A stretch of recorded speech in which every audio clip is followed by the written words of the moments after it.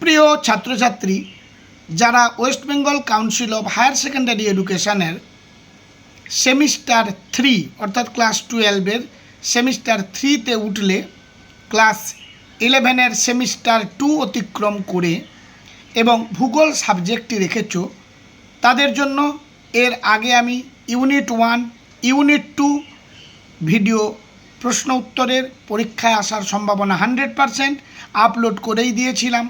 আজকে আমি এই ভিডিওতে আলোচনা করব ইউনিট 3 অর্থাৎ জলবায়ু চ্যাপ্টার সম্বন্ধে। তোমাদের প্রতিটি ইউনিটে কত নম্বর থাকবে সেগুলো আমি আগেই আলোচনা করে দিয়েছি, সেগুলো বলে আর ভিডিওটিকে দীর্ঘায়িত করব না।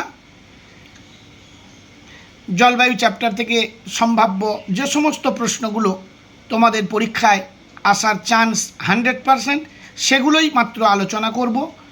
শুধুমাত্র স্যারেদের মতো 250খানা 300খানা এইভাবে দিয়ে ভিডিও দীর্ঘায়িত করতে চাই না। তো যাই হোক, দেখে নাও। আর হ্যাঁ, যারা চ্যানেলে নতুন তারা আমার এই ছোট্ট ইউটিউব চ্যানেলটিকে সাবস্ক্রাইব করে পাশের বেল আইকনটি ক্লিক করে রেখো। নতুন কোনো ভিডিও তোমারই উপযোগী আপলোড করলে সবার আগে নোটিফিকেশান তুমি পেয়ে যাবে।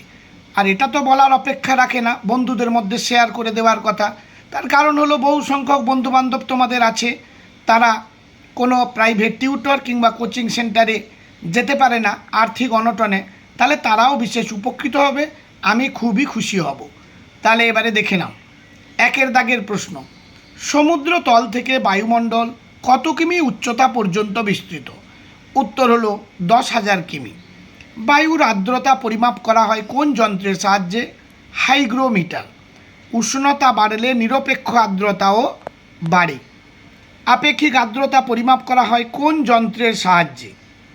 সাইক্রোমিটার। কত ক্যালোরি তাপযুক্ত হলে 1 গ্রাম বরফ জলে পরিণত হয়? 80 ক্যালোরি। ভূপৃষ্ঠে কোনো বস্তুর ওপর ঘনীভূত অতি ক্ষুদ্র জলকণাকে কি বলা হয়? শিশির। বায়ুতে ভাসমান নাইট্রোজেন অক্সাইড, হাইড্রোকার্বন সূর্যরশ্মির সঙ্গে বিক্রিয়া করে কি সৃষ্টি করে? উত্তর হলো ধোঁয়াশা। যে মেঘ সূর্য বা চাঁদের চারপাশে বলয়ের মতো অস্বচ্ছ আবহিক অবস্থা সৃষ্টি করে তাকে কি বলে? অল্টোস্ট্র্যাটাস। নিচের কোন মেঘকে বাদল স্তর মেঘ বলা হয়? নিম্বোস্ট্র্যাটাস। স্ট্র্যাটোকিউমুলাস মেঘের অপর নাম কি? Bumpy cloud. ফুলকপির মতো দেখতে মেঘটি হলো কিউমুলাস। নিরক্ষীয় অঞ্চলে প্রতিদিন বিকেলবেলা যে বৃষ্টিপাত হয় সেটি হলো পরিচলন বৃষ্টিপাত। পরবর্তী চ্যাপ্টারে দেখো, প্রতিটি সুন্দরভাবে এখন থেকে পড়া শুরু করে দাও, তাহলে একেবারে তোমাদের 35 নম্বরের কোয়েশ্চেন হবে, পুরো 35 হাতের মুঠোয়।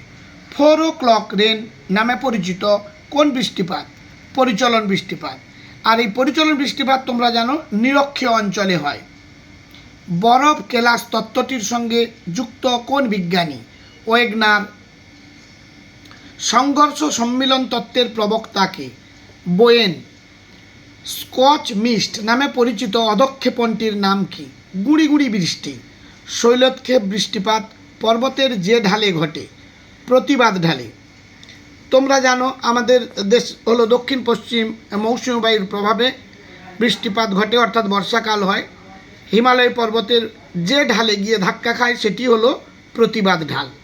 আর প্রতিবাদ ঢালে বেশি পরিমাণে বৃষ্টিপাত হয়ে যাওয়ার পর বায়ুতে আর জলীয়বাষ্প থাকে না, তখন সেই বায়ু আবার পর্বতের বিপরীত পার্শ্বে গিয়ে হয়তোবা সামান্য পরিমাণে বৃষ্টিপাত ঘটায়, যাকে আমরা অনুবাদ ঢাল বলি, এবং সেই অনুবাদ ঢালটি হলো বৃষ্টিচ্ছায় অঞ্চল নামে পরিচিত। পরবর্তী প্রশ্ন, বৃষ্টিচ্ছায় অঞ্চল গঠিত হয় পর্বতের যে ঢালে? দেখো উত্তরে রয়েছে অনুবাদ ঢালে। পৃথিবীর বৃষ্টিবহুল অঞ্চল চেরাপুঞ্জি। ক্রান্তীয় ঘূর্ণবাত যেখানে সৃষ্টি হয়? সমুদ্র পৃষ্ঠে। যে বৃষ্টিপাতকে সীমান্ত বৃষ্টি বলা হয়?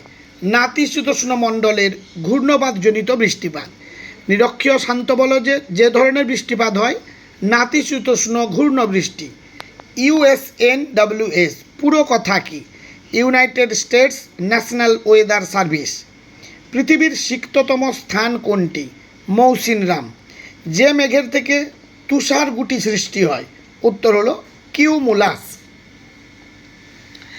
এবার দেখো, তোমরা তো জানো পরীক্ষাতে বিভিন্ন ধরনের এমসিকিউ টাইপ থাকবে, যার 4টি করে অপশান থাকবে। তারপর ক স্তম্ভ অর্থাৎ স্তম্ভ মেলাও, তারপর তোমার সত্য মিথ্যা, এইভাবে বিভিন্ন রকম যে টাইপেরগুলো থাকবে প্রত্যেকটা থেকে একটি করে টাইপও দেখিয়ে দিয়েছি। ক স্তম্ভের সঙ্গে খ স্তম্ভের মিল করতে থাকবে। এখানে কিন্তু স্তম্ভের উত্তরটা সাজিয়েই দেওয়া আছে, অর্থাৎ ক্রান্তীয় ঘূর্ণবৃষ্টি, ভয়ঙ্কর ঘূর্ণিঝড়, পরিচলন বৃষ্টিপাত, 4 o'clock রেন। কারণ আগেই তোমরা শুনেছ পরিচলন বৃষ্টিপাত হলো 4 o'clock রেন নামে পরিচিত, অর্থাৎ প্রতিদিন বিকেলবেলা 4টের সময় এই ধরনের বৃষ্টিপাত হয়ে থাকে বলে এটি 4 o'clock রেন নামে পরিচিত। তাছাড়া নাতিশীতোষ্ণ ঘূর্ণবৃষ্টি, এটি সীমান্ত বৃষ্টিপাত নামে পরিচিত। শৈলোৎক্ষেপ বৃষ্টি, এটি পর্বতের প্রতিবাদ ঢালে হয়ে থাকে। তাই সাজানো আছে, তোমাদের শুধু মুখস্থ করতে হবে। আবার একই রকমভাবে আরেকটি স্তম্ভও দিয়েছি, ম্যাকারেল আকাশ, কিউমুলাস মেঘ দেখা যায়। তারপর দেখো, ঝড়ের সংকেত প্রদান, সিরোস্ট্র্যাটাস মেঘ, উচ্চস্তরীয় মেঘ, অল্টোস্ট্র্যাটাস মেঘ। আরেকটি স্তম্ভ ক স্তম্ভ এবং খ স্তম্ভ, ভালোভাবে মন দিয়ে তোমরা দেখো, কমন তোমরা অবশ্যই পাবে। এরপর আরেক ধরনের টাইপ থাকবে, সত্য বা মিথ্যা লেখো। এইভাবে সিরাস মেঘের অপর নাম অলগ মেঘ, এটা হলো ট্রু। আকাশে রামধনু রঙের সৃষ্টি হয় কিউমুলাস মেঘ থেকে, এটি ফলস। কিউমুলাস মেঘের অপর নাম নীরদ স্তূপ মেঘ, ফলস। ভারতবর্ষের মৌসুমী নাম পৃথিবীর সিক্ততম স্থান, এটি হলো ট্রু বা সত্য। কালবৈশাখীর ঝড়ের সময় শিলাবৃষ্টি লক্ষ্য করা যায়, ট্রু। বায়ুমণ্ডলের আর্দ্রতা মাপার যন্ত্র হাইগ্রোমিটার, ট্রু। পরিচলন বৃষ্টি হয় নিরক্ষীয় অঞ্চলে, এটিও সত্য। ভূপৃষ্ঠের নিকটস্থ ঘনীভবনের একটি রূপ হলো মিস্ট ও মেঘ, ট্রু। উষ্ণতা বাড়লে বিশেষ আর্দ্রতা বাড়ে, এটিও সত্য।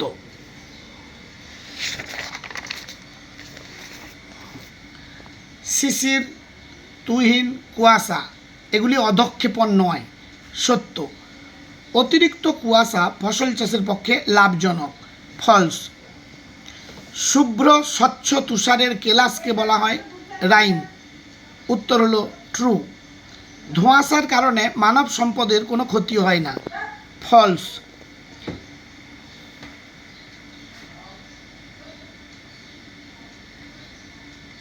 মেঘ মুক্ত রাত কুয়াশা সৃষ্টির আদর্শ পরিবেশ সৃষ্টি করে, এটি হলো ট্রু।